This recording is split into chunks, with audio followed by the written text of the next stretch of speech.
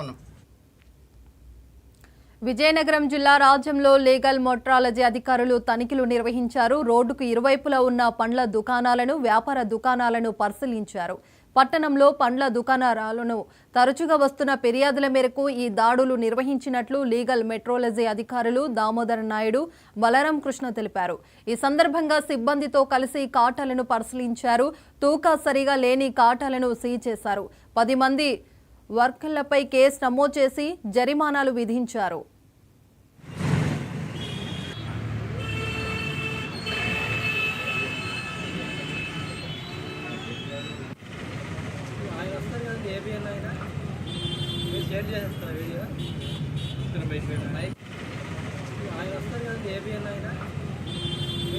రాజాం పట్టణంలో తరచుగా వస్తున్న పండ్ల వర్తకులపై ఫిర్యాదుల మేరకు మా joint controller legal metrology Visakhapatnam వారు, అలాగే deputy controller legal metrology Vizianagaram వారి ఆదేశాల మేరకు విజయనగరం ఇన్స్పెక్టర్ అయినటువంటి నేను, అలాగే బొబ్బుల ఇన్స్పెక్టర్ అయినటువంటి బలరాం కృష్ణ గారు కూడా సంయుక్తంగా దాడులు నిర్వహించి పండ్ల వర్తకులపై ఇప్పటివరకు 10 కేసులు నమోదు చేయడం జరిగింది.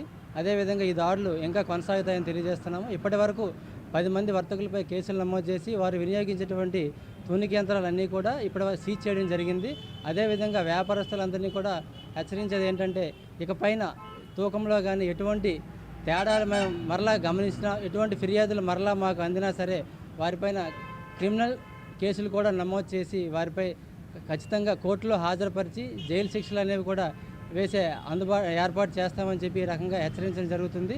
అదేవిధంగా పండ్ల వ్యాపారస్తులే కాదు, ఇక ఏ మార్కెట్లో వినియోగించే ప్రతి ఒక్క వ్యాపారంలో కూడా తూకంలో కానీ కొలతలో కానీ ఎటువంటి తేడాలు చేయకూడదని, అదేవిధంగా ముద్రించిన ఎంఆర్పి ధర కంటే అధికంగా ఏ ఒక్క వ్యాపారి కూడా వినియోగించరాదని ఈ రకంగా వ్యాపారస్తులందరినీ కూడా సూచించడం జరుగుతుంది. రాజాం పట్టణంలో తరచుగా వస్తున్న పండ్ల వర్తకులపై ఫిర్యాదుల మేరకు మా జాయింట్ కంట్రోలర్